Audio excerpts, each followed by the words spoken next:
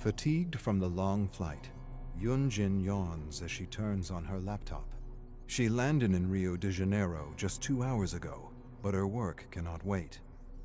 Looking through her mailbox, she spots a dozen unread emails from an unknown user addressing her by name. Few know her as YUN-JIN. Most only know her as Magnum Opus. She clicks on an email. A graphic, detailed description of someone's plan to murder her and the trickster. Signed, the trickster's #1 fan. Death threat. An abnormally specific one with a picture of her in the hotel lobby. Before the death of No Spin, she ignored such threats, but now, her manicured hand shakes as she reaches for her phone.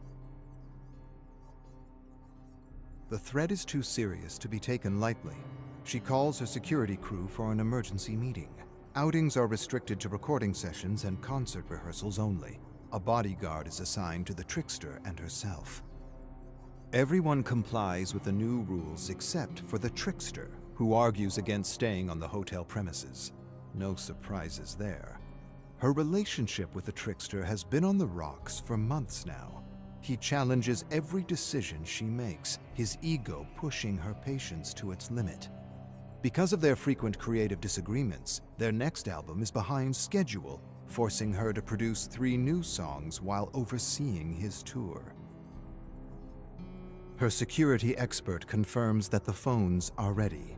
At her request, a tracking GPS application was installed on all company phones. No one else knows about this. If the trickster keeps testing her patience, this app will come in handy. It's for his own good, and hers.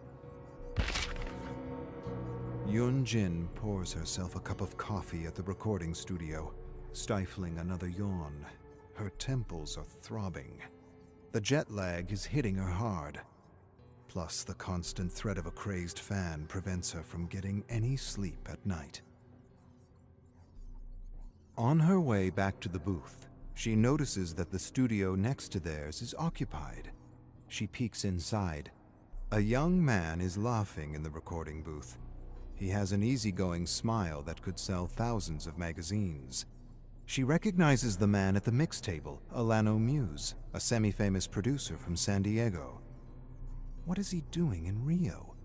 Some bits of fresh gossip could help re-energize her. She taps on the door's window. The door creaks open. He remembers her, of course. Who could forget the magnum opus? She invites herself in as he plays the track he is working on. A slow, predictable build for the bass line, formulaic, too safe to be of any interest. Then, an ethereal voice fills the room. YUN-JIN almost spills her coffee. The artist's voice is crystalline. His range is powerful, yet nuanced. Who is that? Alano tells Lucas, the young artist, to drop down his pitch a notch. Bad call. The track should be building up to push Lucas's range instead of confining it to a boring, generic sound.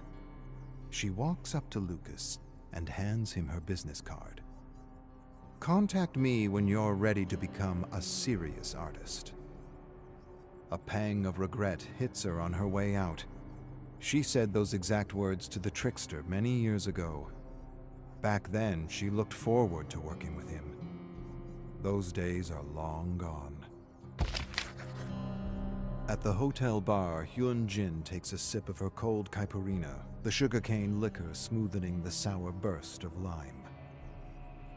Why did she give that young artist Lucas her business card? It's not like she can produce him. Another pang of nostalgia. Another sip of caipirinha. She misses it, hunting new talents, the raw creative chaos of designing a bold sound, the adrenaline rush of the first album. Things are different now.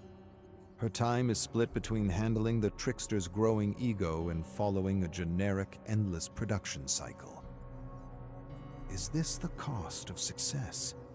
Producing music that makes her cringe, not to mention handling arguments about bodyguards and curfews while being threatened by a crazed, psychotic fan.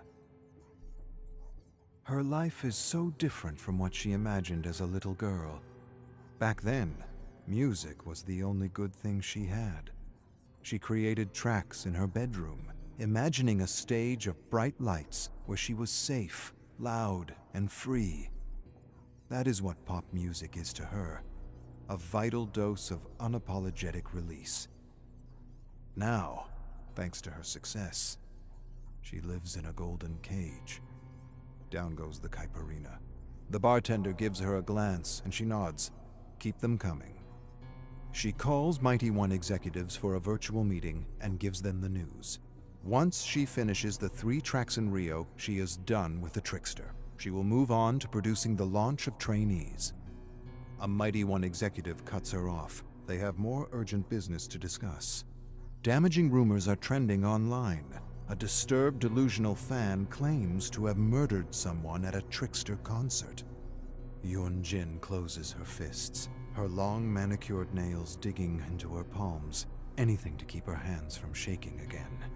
She will handle this mediatic storm for her brand's sake. But after Rio, she is done with the trickster, whether Mighty One is willing or not. Online, rumors about the murder are trending. An anonymous post claims that the victim was last seen alive at the trickster's VIP meetup after his concert in New York early this year. YUN-JIN remembers that night, not because of the concert, but because of a detail that has been replaying in her mind ever since. Bleeding scratch marks on the trickster's forearms when he showed up at the concert's after-party. The rumors online were rekindling the suspicion she silenced before. Years ago, the trickster and she arrived in Miami several days earlier than planned. YUN-JIN attended networking events while the trickster rehearsed.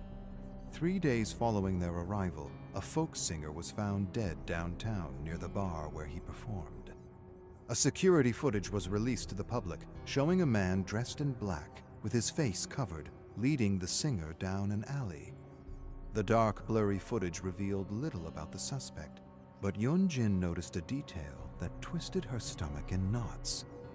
She recognized the gold-rimmed headphones around the suspect's neck, with 2 large X's, one for each ear. It was the brand new model of the Xerxes 1050X headphones, which few audiophiles knew about, and even fewer could afford. She recognized the model right away, because the trickster favored their equipment over other expensive models. He wore a similar pair on the plane to Miami, but then switched to a lesser model for the rest of the tour, which only fueled her doubts. Back then, however, she was not in a good place. The death of No Spin was still fresh. Acute insomnia kept her mind in a haze, and the jet lag of the tour only worsened her state. In the end, she decided to let the police do their job and focus on hers, producing music. But now someone else was dead. Someone whom the trickster might have been the last one to see alive. The headphones, the scratch marks, and the late night outs were details. But they added up. How many coincidences does it take to know? A knock on the door makes her jump. The head of security is here.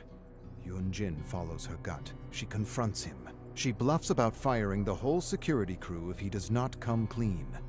It pays off. She learns that the trickster left the hotel premises last night. His bodyguard tried to follow, but lost him on the way. YUN-JIN pounds her fist on the table. Why would he leave the hotel? To go where? And to do what? Despite working with the trickster for years, he is still no more than a stranger. While he generates incredible profit, it comes at a cost. If the trickster is linked to a murder, so is she. Even if there is no evidence, even if it's just rumors, it's her life on the line, her entire career. She could never produce music again, and the worst part is, it's her own fault. She knows better than to trust someone in this industry. She needs to get answers before it is too late. Whatever the trickster is doing at night, she must find out. Her doubts won't be quieted until she knows for certain. YUN-JIN leaves her security detail behind during the trickster's rehearsal. What she is up to is not strictly legal after all. She shows her VIP badge at the doorman and enters the trickster's changing room. Perhaps she could find something in here that could be a clue as to what the trickster is up to. Amidst the flamboyant costume, she looks for a clue: receipts, notes, pictures. All she finds is a gym bag. Inside lies a water bottle, a few t-shirts, and his wallet. No bills or anything of interest in his wallet, except for his hotel room keycard. Perhaps she is looking in the wrong place. Someone chatting loudly on the side of the door alerts her. She snatches the hotel keycard and zips up the bag just as the trickster's assistant walks in. YUN-JIN quells her thudding heart and keeps her expression impassive as she walks out. Whatever the assistant saw, she will not dare mention it, at least not to anyone who matters. YUN-JIN only pauses when she reaches the trickster's hotel room, keycard in hand.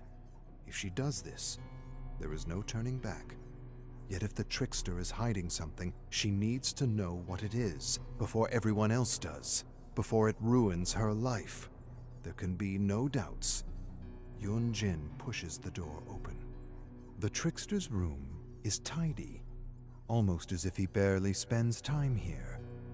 She goes through his luggage, a pile of odd clothes, all black hoodies and sweatpants, a black face mask, clothes she's never seen him wear on tour.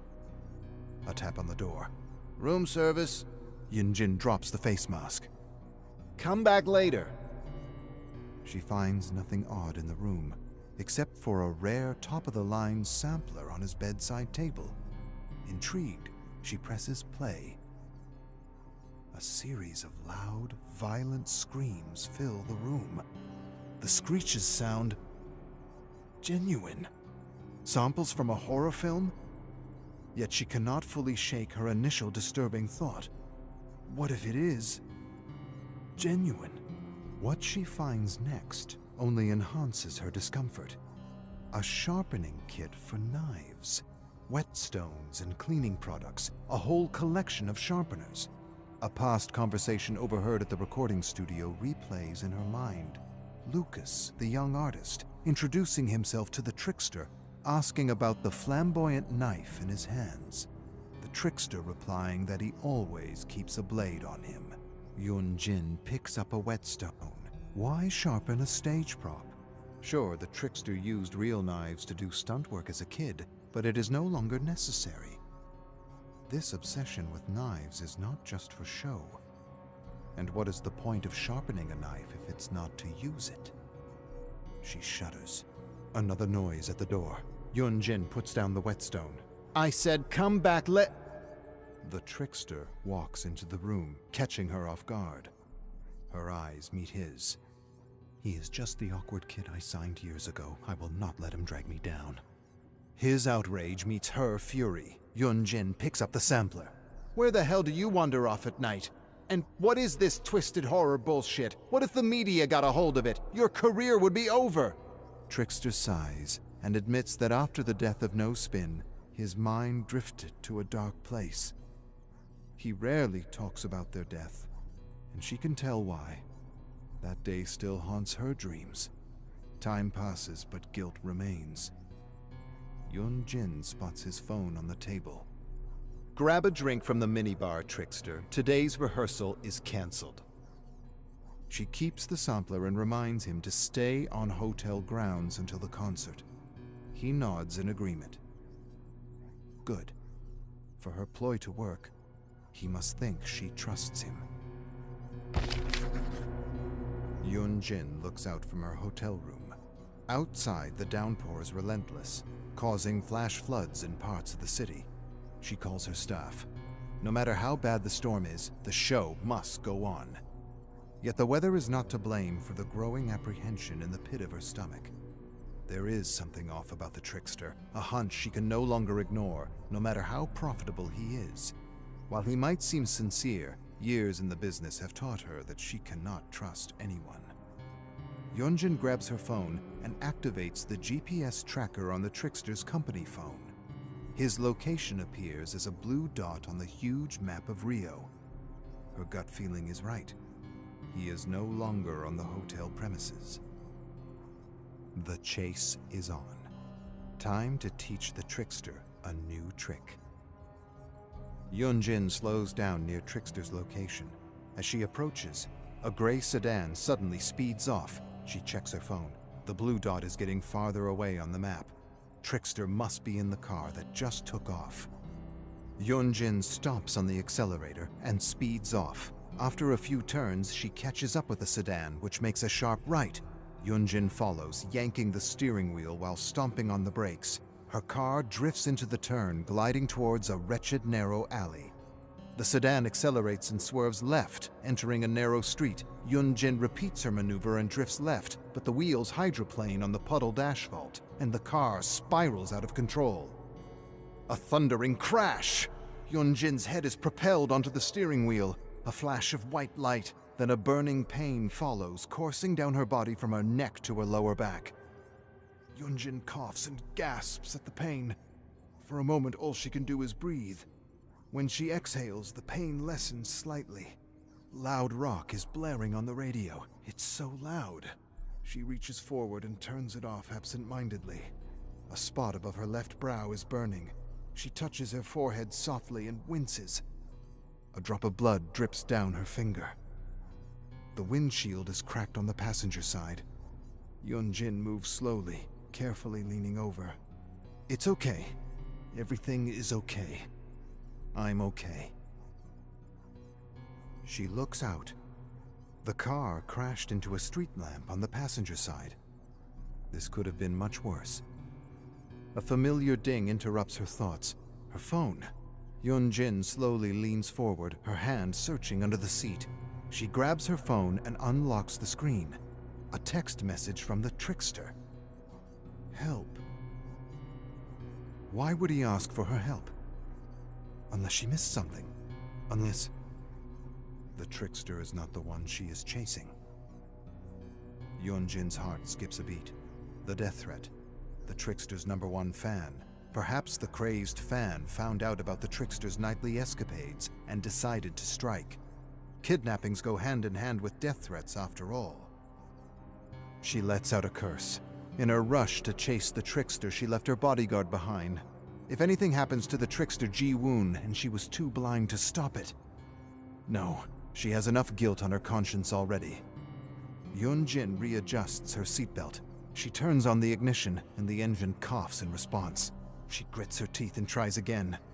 It won't be like the fire. I won't give up on him. She turns on the ignition again. And again. On the third try, the engine revs back to life. She puts her phone back on the dashboard and follows the blue dot. YUN-JIN follows the GPS until she reaches a desolate parking lot facing several abandoned warehouses. The blue dot remains immobile. This is it. Ji-woon should be here somewhere. But where? As YUN-JIN steps out of the car, a heavy curtain of rain falls on her sore, shivering body. Daylight is cloaked by dark storm clouds. The parking lot is filled with broken-down cars. YUN-JIN uses her cell phone's flashlight to find the gray sedan. As thunder rumbles, her phone illuminates a bloodied handprint on a car window. She rushes to the door and peeks inside. A sudden blur of motion. She pulls the door open. A rat skitters out of the car. Some items lie on the back seat. Ji-woon's phone.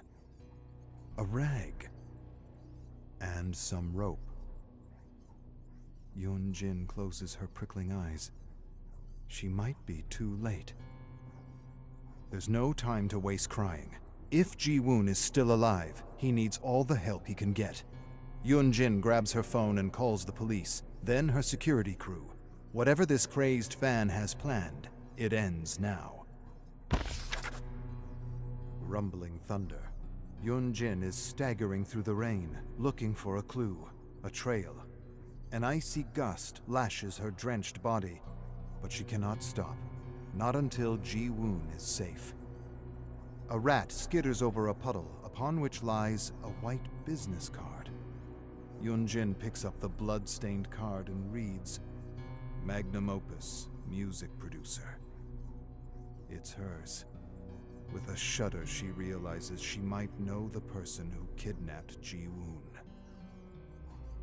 Police sirens are blaring in the distance, but she cannot tell if they are coming for her or the several people caught in the storm. YUN-JIN shouts Ji-woon's name, yelling in despair over sirens and thunder. Then she hears a scream coming from across the parking lot, where stands an abandoned warehouse. She rushes to the warehouse, reaching its wide doors. A chain is wrapped around the handles, padlocked into place. Meanwhile, police are arriving on the scene. A brutal scream emerges from the warehouse. She cannot afford to wait. What happened to No Spin cannot happen again. Never again. Picking up a lead pipe from the ground, she strikes the padlock again and again. Ji-woon! Ji-woon! The padlock breaks open.